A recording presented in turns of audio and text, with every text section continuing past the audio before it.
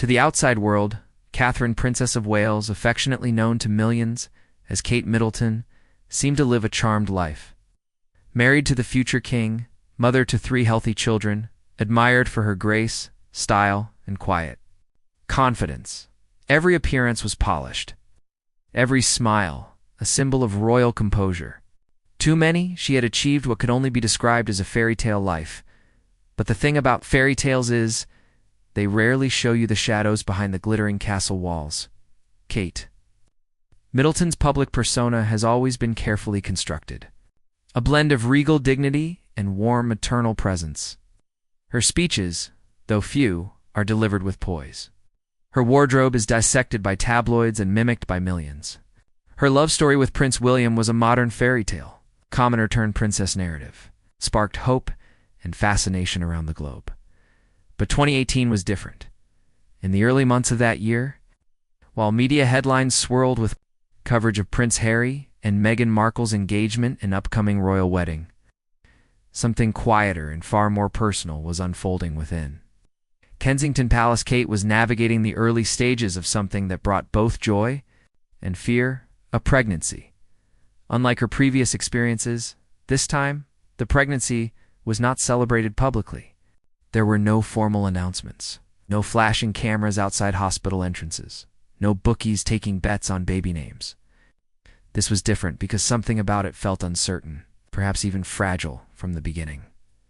Some royal aides later described noticing small changes in her demeanor. A retreat into more privacy. A decrease in public appearances. Kate, who was often so composed, now seemed withdrawn, at times even emotionally distant. In public, she smiled.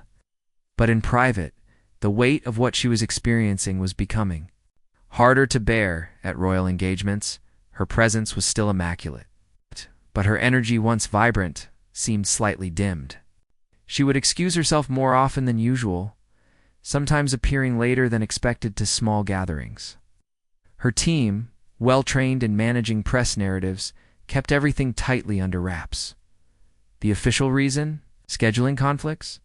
Or personal time? But insiders would later whisper a different story.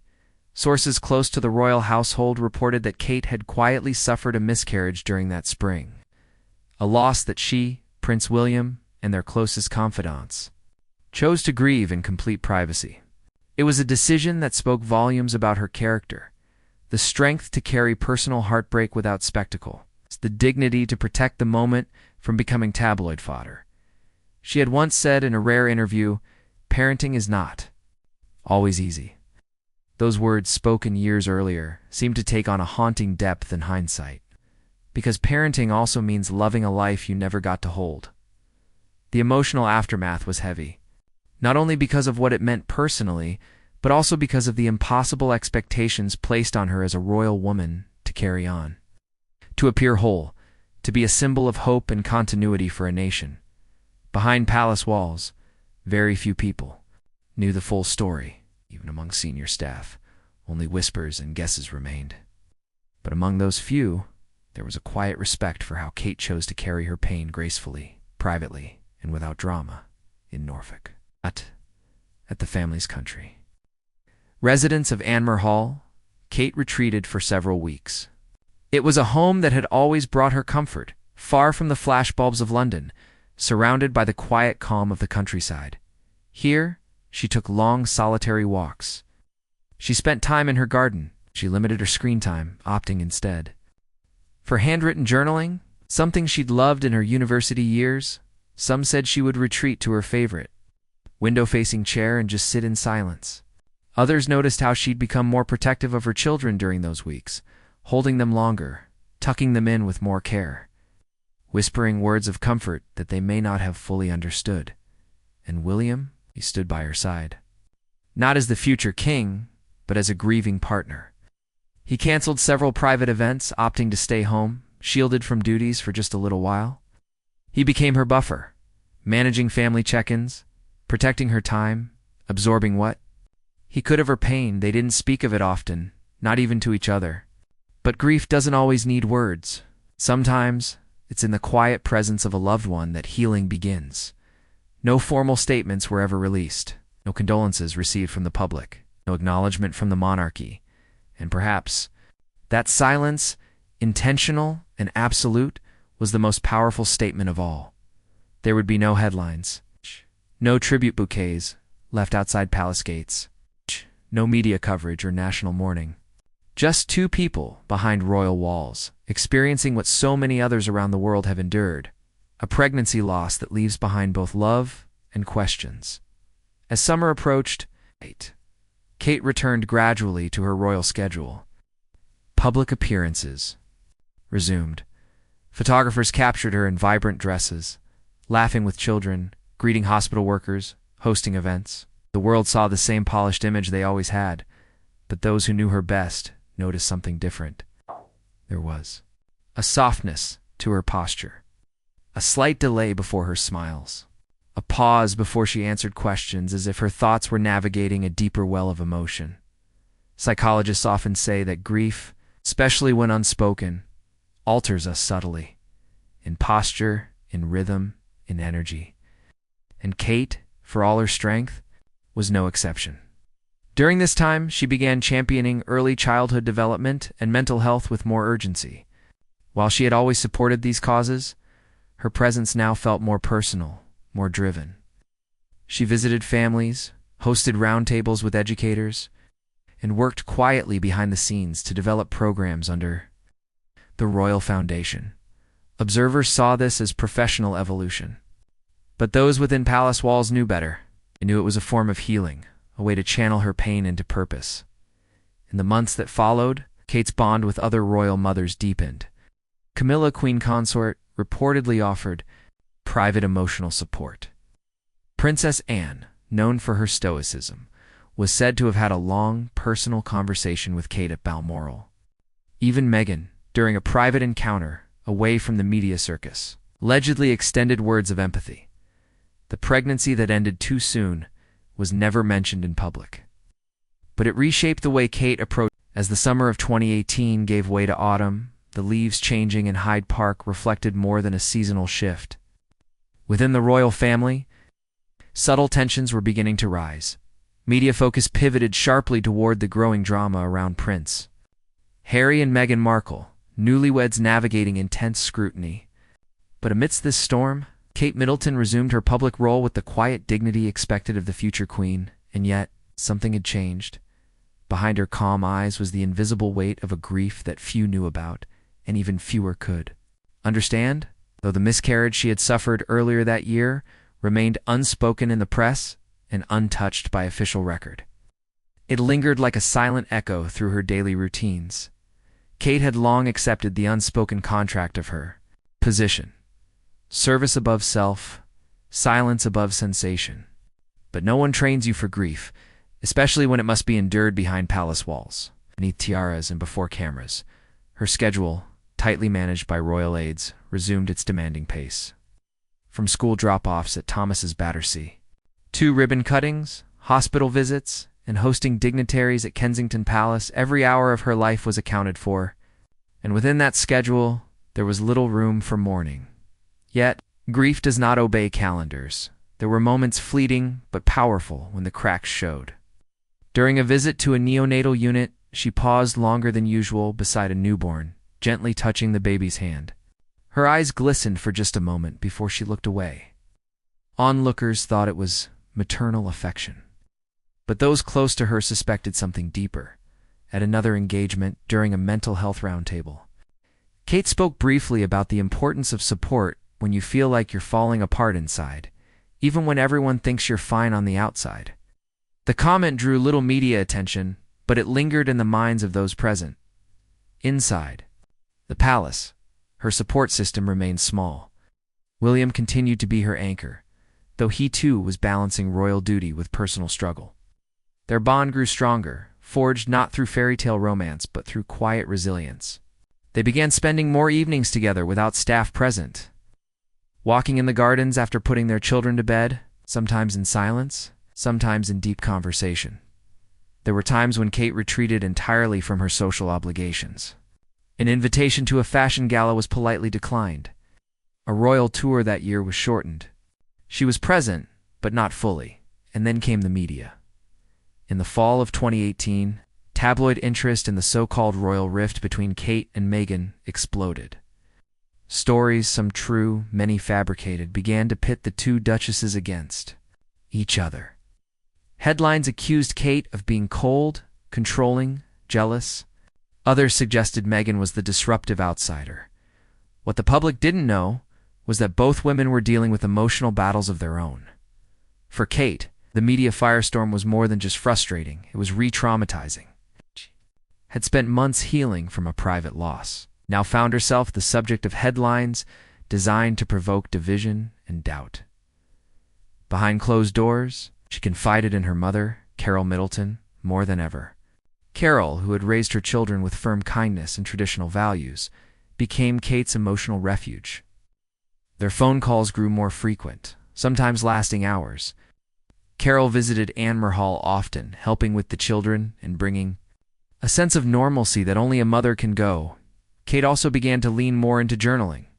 Her diary entries, written in soft cursive on cream-colored stationery, were deeply personal, not just reflections on grief, but meditations on purpose, identity, and motherhood. In one entry, she reportedly wrote, "I wonder how many women walk through public spaces, smiling for cameras, while grieving something no one sees." It was that sense of shared, invisible sorrow that led Kate to deepen her work in mental health advocacy. She reached out to organizations that focused on perinatal loss and maternal well-being. She met in secret with several women who had suffered similar losses, not as a duchess, but as a mother. These meetings were never photographed, no press releases were sent, but they meant everything to those women. And to Kate. She began advocating for a broader understanding of what motherhood truly entails, not just the celebration of births, but the acknowledgement of the losses, the exhaustion, the pressure, and the profound emotional complexity. And still, through it all, she showed up at a charity Christmas event. She was radiant in a deep red dress, smiling with children, leading carols. Yet the moment she stepped into the car afterward, William noticed her expression change. The smile faded. Her hands trembled slightly. He took one of them gently in his, and she closed her eyes. Public joy. Private ache. In January 2019, Kate delivered a speech that hinted just barely at her inner world. Speaking at a family action event, she said, "It is so important to be able to talk about our feelings. And it is okay to ask for help when we're struggling, we all do."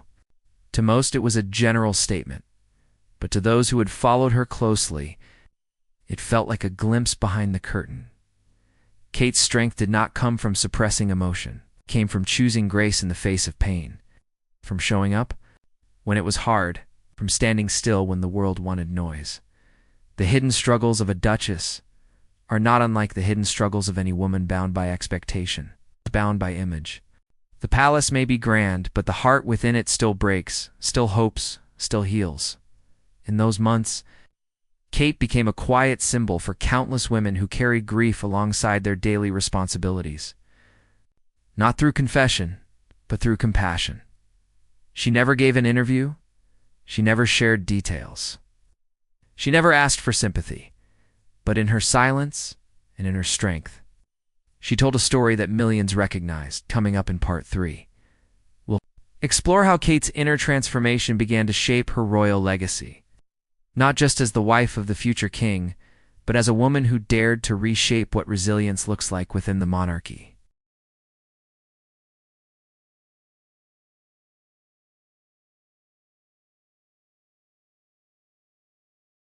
By early 2019, a quiet but profound shift had begun within Kate Middleton.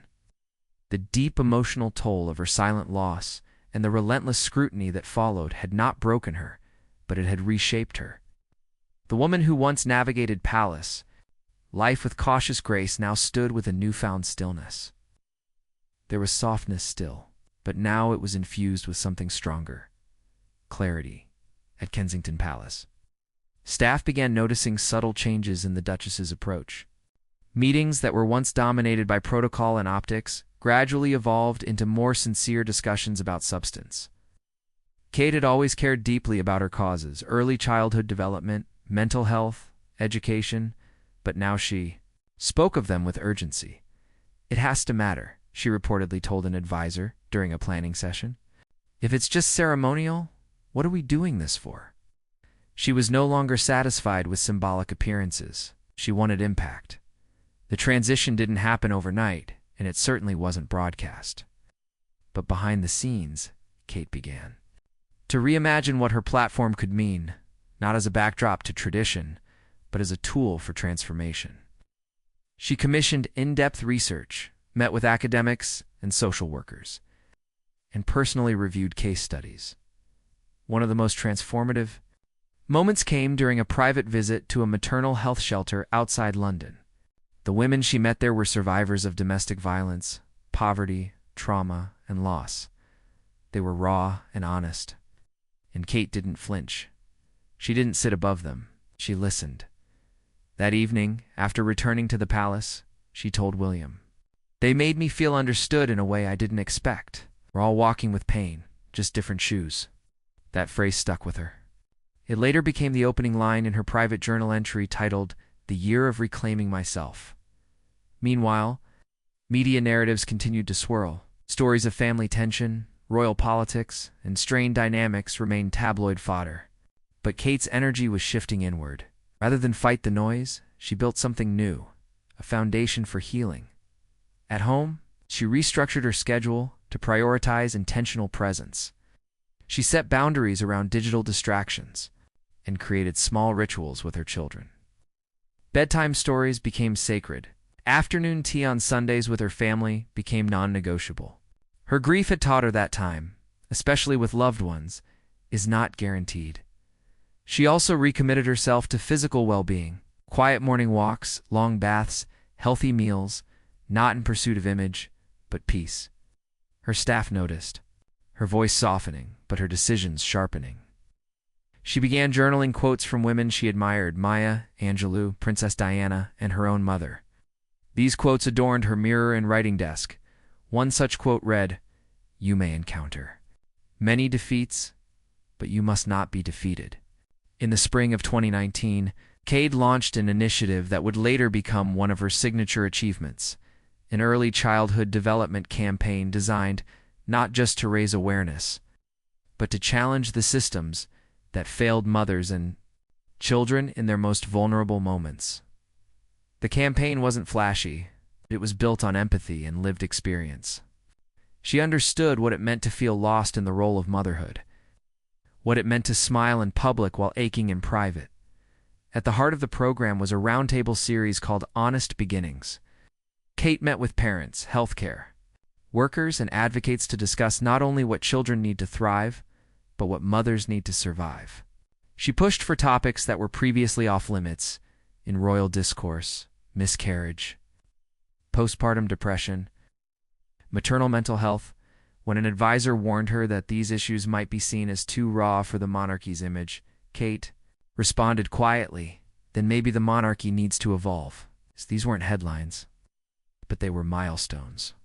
Her transformation wasn't about reinvention, it was about revelation. Kate had always possessed strength, but now it was tethered to something deeper, purpose born of pain. William watched this evolution with awe. Though they had always been a strong couple, the hardship had deepened their bond. They began discussing future roles, not in terms of legacy, but in terms of meaning. William often said, "You found your voice in the quiet." That's rare, and indeed, it was the quiet that shaped her. Late nights reading medical studies, afternoon walks processing difficult memories, phone calls with mothers in crisis. It was in these moments, away from press, away from titles, that Kate rebuilt herself. One of the most touching gestures came in May 2019, on what would have been the due date of her lost pregnancy. Kate planted a white rose bush in the garden of Anmer Hall. She didn't tell many people, but when it bloomed later that summer, staff said she often visited it alone. She would stand quietly beside it, sometimes touching the petals, sometimes not, in her own way. She had created a ritual of remembrance, one that didn't require public acknowledgement to carry meaning. Kate's transformation didn't seek applause. In fact, It resisted it. She didn't do interviews. She didn't write memoirs. She lived the change. Her grief had become a blueprint for empathy, and her quiet rebuild was now a foundation for impact. As the decade came to a close, many commentators began to notice something different about her public presence. There was still poise, yes, but there was also rootedness. Less about image, more about essence. At a speech later that year, she said, "What we experience doesn't define us, but what we do with it that does." In Part 4, we'll explore how Kate's inner evolution began influencing her external legacy, especially as new challenges arose within the royal family. And as pressures mounted around her future role as queen consort, her story was no longer just about grief. It had become about transformation. As Kate stepped deeper into her role, the weight of expectation grew heavier. She had survived personal loss, redefined her platform, and emerged as a force for empathy. But now another test loomed. It wasn't a single crisis, but rather the slow, relentless tide of royal duty. It moved without pause. It didn't ask permission. The year 2020 arrived not with ceremony, but with tension. Behind palace doors, discussions grew louder about succession, stability, and the monarchy's long-term future. The Queen, then well into her 90s, had begun slowly stepping back from public life. Prince Charles, the heir, was increasingly active. But it was William and Kate who were being quietly prepared for something more monumental, not just appearances. But eventual reign, Kate was never power-hungry. She didn't seek a crown. But she understood responsibility, and more importantly, she understood what it meant to be watched by millions who believed in the idea of her privately. Though the pressure took a toll. At home, she juggled royal briefings with bath time. She memorized state protocols while packing school lunches. Her mornings began with official correspondence and ended with bedtime lullabies. There were moments rare, but real, when Kate would find herself sitting at the edge of her bed in silence. The children asleep, the palace quiet. And she would ask herself quietly, what if I'm never enough for both worlds? One of the most demanding periods came during early 2020, when the world faced the onset of the COVID-19 pandemic. For the first time in modern history, royal duties went virtual. Zoom calls replaced handshakes. Press photos gave way to home office interviews. But even in digital form, the demands didn't wane. Kate and William transformed a wing of their home into a makeshift operations hub. She appeared on camera with a composed smile, encouraging frontline workers, listening to exhausted teachers, and speaking gently to children facing mental health struggles. Her compassion shone through. Yet off camera, she was exhausted. Team noticed she would often linger after calls, not because she had more to say, but because she felt the weight of everything left unsaid. In April, she confided in a longtime aide, "Sometimes I feel like I'm not just representing the family. I'm carrying everyone's grief and expectation. I don't want to drop it."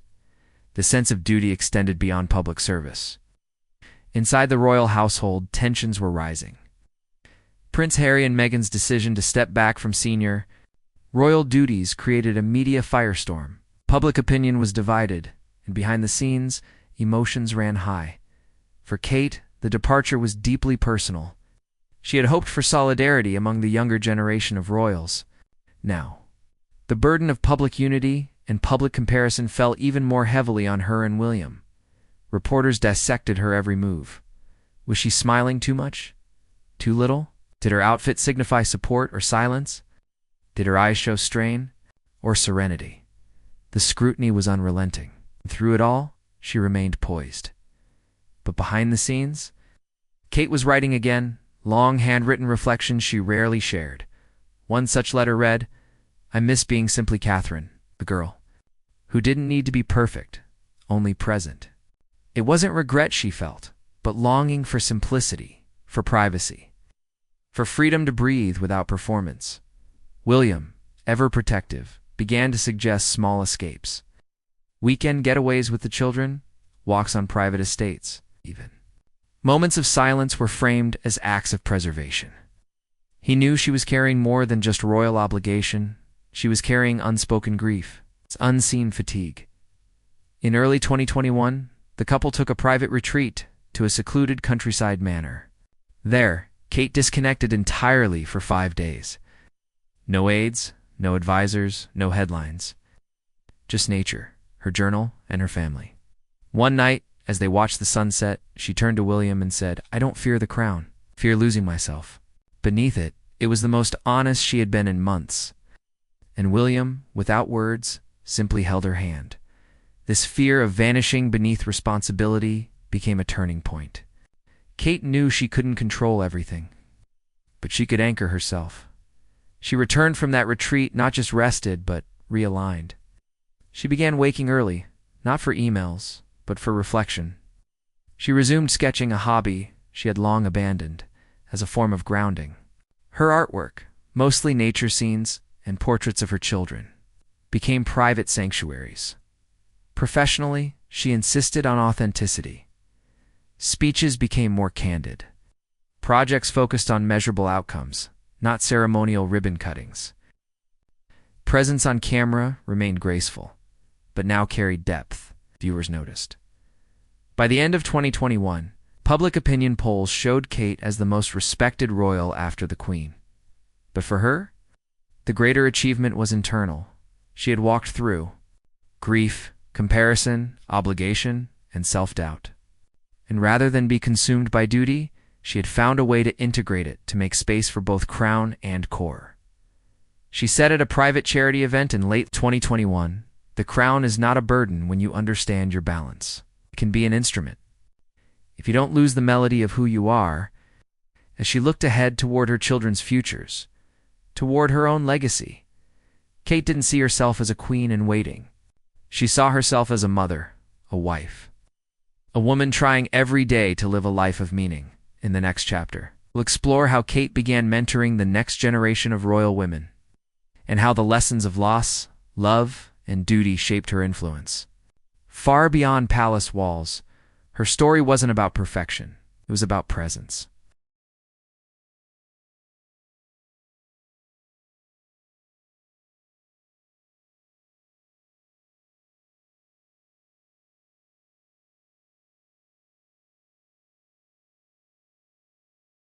By 2022, Kate Middleton was no longer just a duchess in waiting.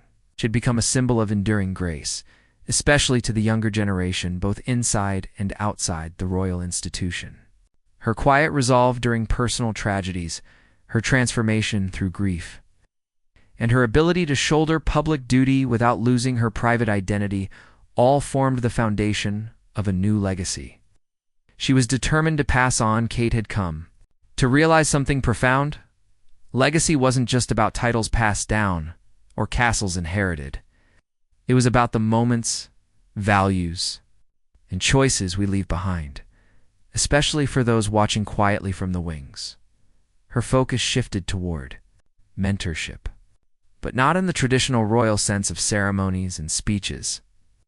No, Kate believed in mentorship through action, subtle, meaningful actions that spoke louder than 100 declarations.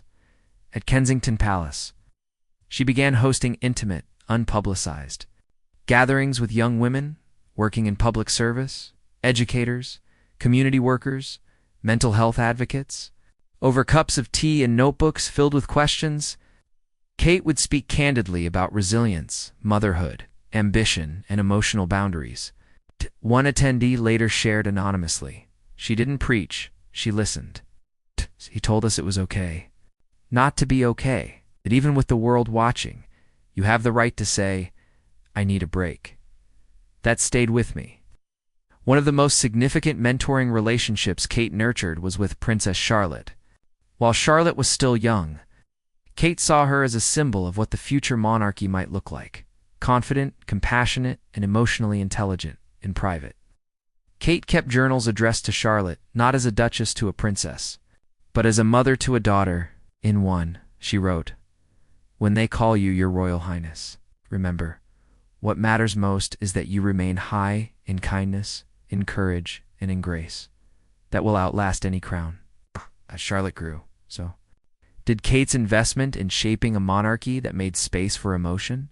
She advocated for emotional literacy in schools, developed programs centered on empathy-based education, and partnered with experts to introduce well-being tools for children. Her collaborations with charities like Place to Be and Heads Together expanded. But now, the approach was more immersive. Kate wasn't just attending events, she was visiting classrooms, listening to young people talk about anxiety, loss, and dreams. She was often spotted kneeling beside a child, eye level, listening intently, notebook in hand. In one moving moment during a school visit in Wales, a child shyly asked, "Do you get scared sometimes?" Kate smiled gently and said, "Oh yes. Many times, being brave doesn't mean you never get scared. It means choosing to stand anyway." This authenticity began to ripple. Young people saw her not as an untouchable royal figure, but as someone who understood them, who had lived heartbreak, who had known loss. Within the palace, Kate began fostering leadership in the younger staff. She mentored aides and interns, often giving them space to contribute to large initiatives. One junior staff member recalled being asked to lead a mental health campaign strategy. "I thought I'd just take notes." But she turned to me and said, "This is your generation's story to tell. I'll help amplify it, but you shape it." Kate was also preparing her own children, not just for public roles, but for personal strength. With George, she emphasized humility and gratitude. With Louis's playfulness and imagination, with Charlotte's assertiveness balanced with kindness. Every Sunday evening became sacred technology-free dinners, storytelling sessions, and long walks where conversations flowed. These weren't accidental routines. Kate designed them as anchor points, believing that true legacy begins at home. Even her fashion began to subtly reflect this mentorship role. She chose sustainable designers, wore recycled outfits, and used appearances to spotlight female-owned brands or emerging talents in design. Her speeches, once polished and formal, now included personal anecdotes about feeling overwhelmed as a mother, or doubting herself in front of cameras. Audiences related to her not because she was perfect, but because she was real. In 2023, Kate launched the Generations of Grace initiative, a cross-generational women's empowerment program that connected teenage girls with elder mentors.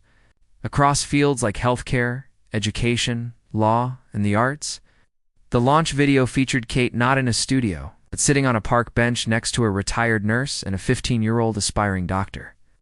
They spoke of dreams, mistakes, and the lessons we carry.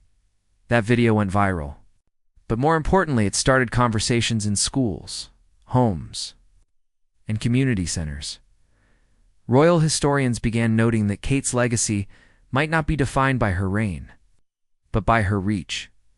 At a 2023 summit on education and empathy, she delivered what many called the most poignant speech of her royal career. She said, "My pain does not define me, but it has taught me what power truly means to use your voice when it shakes, to lift others when your own knees are weak, and to choose kindness even when the world isn't kind back." By 2024, Kate Middleton had become far more than a royal figure. She was a symbol of modern femininity wrapped in resilience, a bridge between the formality of monarchy and the quiet suffering that so many mothers, wives, and women understood, but never voiced. Part 6 of this story is not about the grandeur of palaces or the sparkle of tiaras. It is about the legacy of empathy. Her public schedule had shifted. Though still active in engagements, Kate made fewer large royal appearances and focused instead on smaller, community-driven work, hospice visits, mental health outreach, mothers' circles, early childhood development centers. At first, the tabloids whispered about a reduction in duties, but those paying attention realized she hadn't stepped back. She had stepped deeper in. There's a story few heard. In early 2025, Kate visited a women's refuge shelter under complete anonymity. It wasn't part of any press release. She wore a simple trench coat and flat shoes. She didn't bring staff. She asked to sit in on one of the support groups, where mothers discussed grief, particularly those who had experienced miscarriage or pregnancy loss. One woman shared later, she didn't speak much at first, just listened. But when I began crying, she held my hand. She whispered, "You are not alone. I promise you that." That moment went unrecorded by cameras. But it was remembered, passed on in community whispers. in hushed gratitude. Kate didn't need to talk about her own pain anymore. She had already built a bridge to others through silence. In interviews, experts began referring to Kate as a quiet architect of emotional change within the monarchy. Her style was not loud advocacy or polarizing speeches, but subtle shifts in tone, policy, and presence. A proposal she supported led to the implementation of dedicated perinatal grief counselors across NHS trusts. In private, her family life became more central. William often spoke of Kate as the spine of our family. George, Charlotte, and Louis grew up witnessing a mother who juggled royal demands with compassion-driven mission. In one BBC documentary, George remarked, "Mom taught us that strength isn't in titles, it's in showing up for people." As her children grew older, Kate began quietly mentoring young women entering the public eye. Future royals from other European nations visited her, some seeking guidance, others seeking solace. It became an open secret that Kate had become the informal counselor to many. A letter from Queen Margretha's granddaughter to Kate read, "You helped me understand I didn't need to be perfect, just present. Thank you for giving me that freedom." She also began attending private therapy groups, not just to speak, but to learn. Kate used those insights to help shape new initiatives like a national database for postnatal grief resources, anonymous forums for new mothers, and special funding for rural community mental health hubs. Kate's foundation partnered with international NGOs to launch the Hearts Heard Initiative, a global storytelling project that collected and shared anonymous stories of loss, hope, and recovery. These stories were displayed across train stations, airports, and hospitals with simple words, "You are not alone." In her final public year as a full-time working royal, Kate commissioned an art exhibit. It wasn't about the monarchy. It was about grief, called Echoes. The Light in Loss. It featured stories, letters, sculptures, and paintings from women across the Commonwealth who had experienced personal losses, children, pregnancies, parents, siblings. The exhibition opened to international acclaim. What stunned many was that Kate had included her own anonymous contribution, a small poem titled "The Room That Waited," a hauntingly tender reflection on a nursery that was never used. Lines from the poem included, "The room still waits with pastel paint, the crib untouched, the silence faint. I count the days that never came, a mother still, without a name." The press speculated. Some were moved, others questioned. But Kate remained silent. Her truth was never in confirmations. It was in quiet validation for the countless others who had walked that same aching path. In one powerful interview with a midwife-led podcast, her only audio appearance that year, Kate's voice trembled as she said, "When you lose something that never had a heartbeat outside you, the world forgets. But mothers remember. Always." By 2026, Kate announced she would be reducing her royal duties permanently, focusing instead on her foundation and global maternal health initiatives. In a short, heartfelt video message, she said, "Sometimes duty calls us outward, and sometimes inward. This is not a farewell. It is a redirection to where I believe I can serve most truly. No crown, no ceremony, just a soft voice, recorded in her garden with birds chirping faintly."